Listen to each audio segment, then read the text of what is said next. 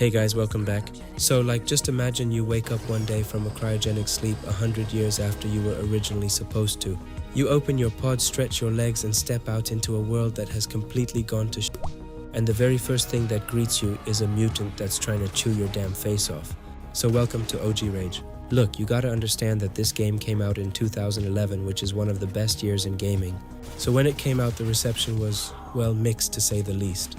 But I'm gonna go so far as to say that Rage is one of the most underrated first-person shooters of its time. Anyways, if you're new here, I basically look back at older titles, hidden gems, and even total disasters to see how they hold up today, or if they're better left in the past. If that's the kind of nostalgia you're into, please stick around and subscribe.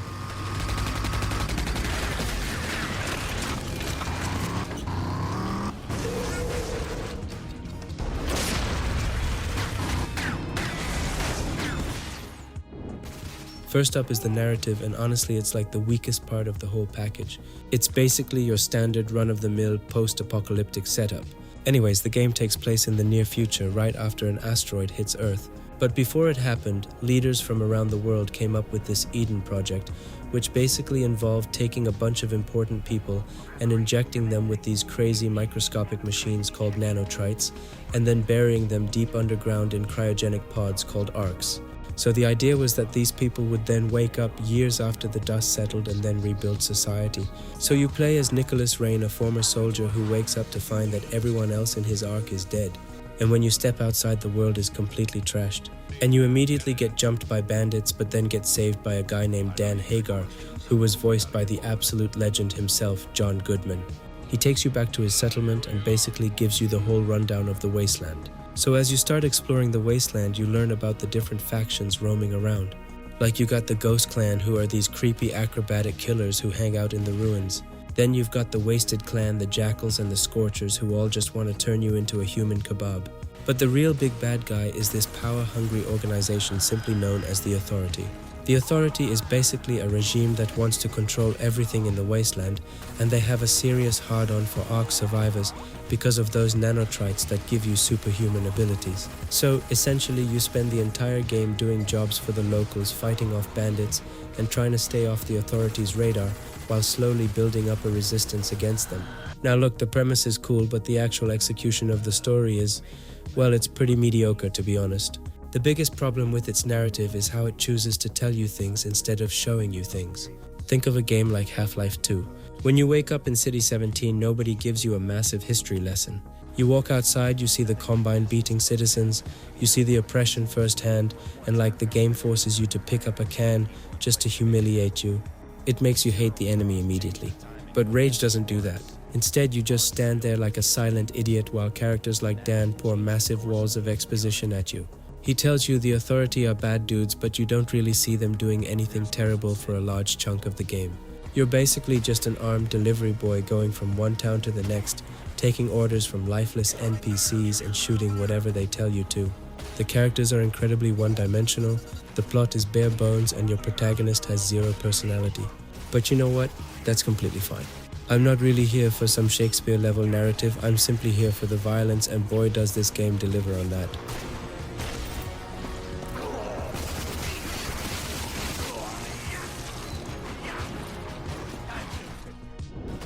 Okay, so before we get into the bloody details of the combat, we absolutely gotta talk about how this game looks, because the art style here is something you really have to appreciate, especially when you look back at it today. It runs on their proprietary engine, and it was kind of a big deal back in the day. So the engine was basically built around this concept called virtual texturing, but everyone just called it mega texture. Now, I'm not a technical dude, so I'm gonna try my best to explain this. You know how in a normal game they make these small squared textures and then use those textures over and over again to build the environments and to save memory? But here, instead of using those small repeating textures, they used single non-repeating gigantic textures for the entire environment, with resolutions going up to an insane 128,000 by 128,000 pixels. And also the internal uncompressed build of Rage was supposedly around 1 terabyte in size, which is just stupidly huge even by today's standards. Correct me if I'm wrong here, but yeah. Anyways, what this meant for the devs was absolute freedom, because they didn't have to worry about repeating patterns. Every single rock, every rusty corridor, every piece of garbage and every wall in the game could be uniquely created.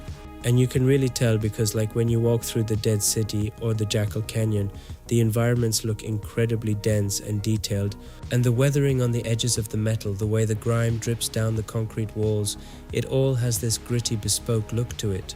Now look, the technology wasn't perfect, and because it was so tech first, the environments are kinda static looking, you know? Like the lighting is baked directly into these textures, which means there are no dynamic day-night cycles or crazy physics destruction. But honestly, the art direction is so strong that it carries the entire thing.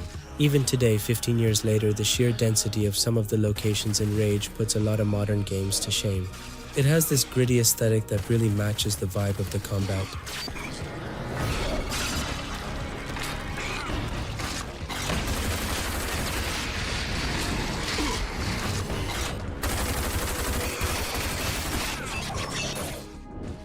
Alright, let's get into the core of the video, the gameplay, the shooting, and the absolute chaos. This is why you play Rage.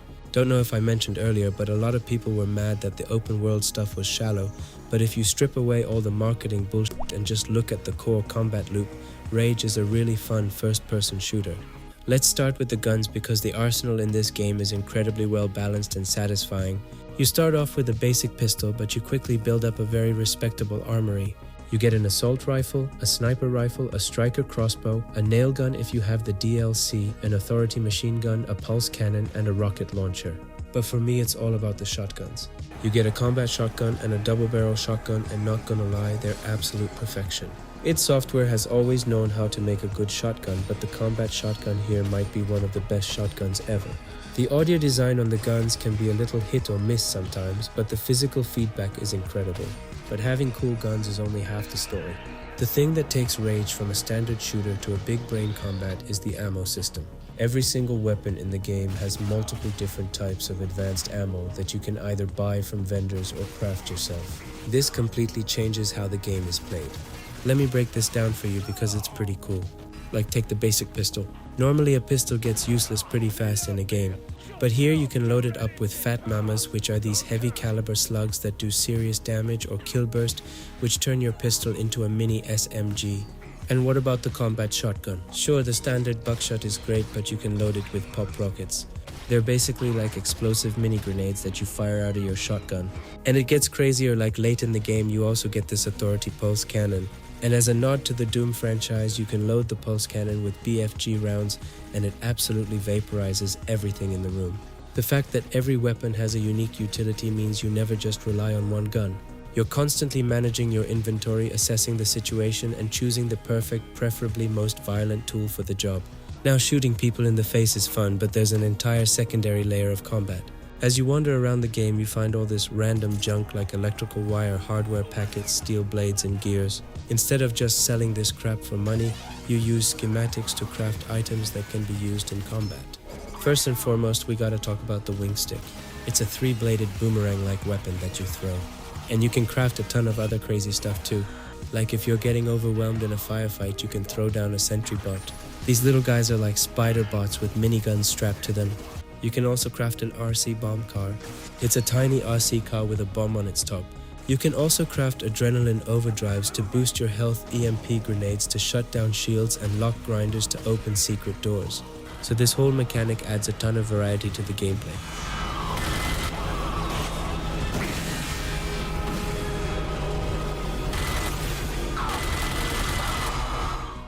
And this brings us to something that truly took me by surprise and why I think it holds up so damn well even today, the enemy AI. They clearly put an absurd amount of effort into this. Like when you shoot an enemy in some modern games, they usually just flinch and keep shooting like nothing happened. But here enemies react dynamically to exactly where they're hit and what kind of force you hit them with. Like if you shoot a guy in the shoulder while he's running, his momentum carries him forward and he loses his balance. And the crazy part is none of this feels heavily scripted. It's all based on the physics of the engagement. The enemies are also smart and aggressive. They talk to each other constantly. Like you'll be in the middle of a gunfight and you'll hear a bandit yell something like, "This guy is f***ing us up, fall back and hold your position." It's all very cinematic and gritty and makes the combat feel incredibly organic. Also, a lot of people compare the AI here with the legendary AI from the first Fear game, and I totally agree with that comparison. The unpredictability of the AI means that no two firefights ever play out the same. It genuinely has better AI than some modern AAA games of today. Alright, so the shooting is fun, the AI is brilliant, and the gadgets are cool, but then we get to the driving in the alleged open world. Rage was heavily marketed as this open world experience similar to Fallout 3 or Borderlands, but that was a huge lie. So you have two main towns, Wellspring in the first half of the game, and Subway Town in the second half. And in these towns you buy gear, talk to NPCs, and pick up missions. Once you have a mission, you hop into your vehicle and drive across the wasteland to get to where the actual first-person shooting takes place. The wasteland itself is just a series of highly restrictive linear roads connecting the different levels. There's almost nothing to actually explore out there. And to break up the monotony of driving from point A to point B, they added this vehicular combat. Now, to be fair, the driving mechanics are actually pretty solid. They feel very arcadey, like you can boost over jumps, drift around corners, and upgrade your buggy with miniguns, rockets, and pulse cannons. And when you're out in the wasteland, you constantly get attacked by bandit vehicles, and then you engage in these crazy car chases where you're trading rockets and slamming into each other. But the problem is that these vehicle sections just feel completely disconnected from the rest of the game. The car combat isn't bad by any means, it's actually kinda goofy and fun in small doses, but it feels like a completely different game crammed into a shooter.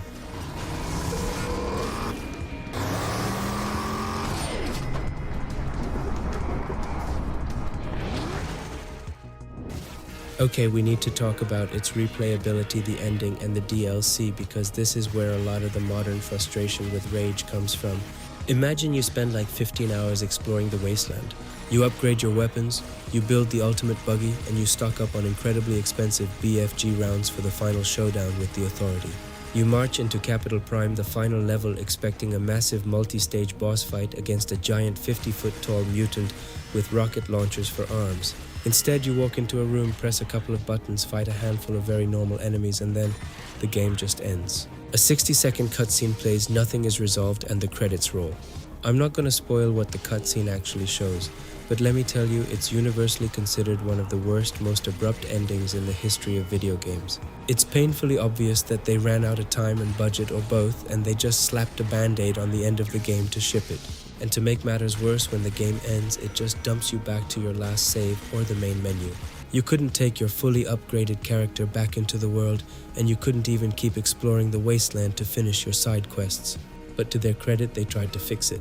Over a year later, they released a DLC called The Scorchers. And look, if you're gonna play Rage today, you absolutely must play it with the DLC installed. It's fantastic, and it introduces a brand new companion named Sarah and puts you against a new faction called the Scorchers, who are basically a bunch of pyromaniacs running around the wasteland with flaming baseball bats.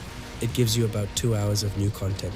More importantly, it adds a ton of brilliant stuff to the base game. It opens up the casino in Wellspring, letting you blow your hard-earned cash on mini-games like roulette and video poker. It gives you a new weapon called the nail gun. But the biggest fix that it introduced was a feature called extended play. With this, when you finally beat that terribly abrupt final mission, the game asks you if you want to keep playing. If you click yes, it drops you right back into the wasteland. You can now finally free roam, hunt down all the collector cards, finish any bounties you missed, and just enjoy the sandbox with your fully maxed out kit. It doesn't fix the terrible ending, but it kinda saves the endgame experience.